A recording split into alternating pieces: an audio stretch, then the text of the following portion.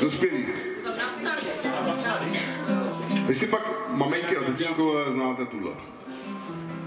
Já do lesa nepojedu, já do lesa nepůjdu. Kdyby na mě Hardy přišel, on by mě vzal sekeru. Sekera je za 2 zlatý a to půrko za $1.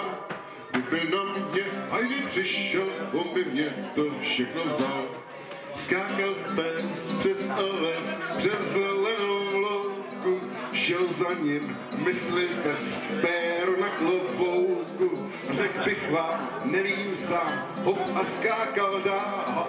To je špatně, a mě napravíte, vůbec nikdo neříká. Jak to tam je potom dál? Tak holčička to bude vědět určitě. Pejsku náš, co děláš, že jsi tak vesel stále? A řekl bych vám, nevím sám,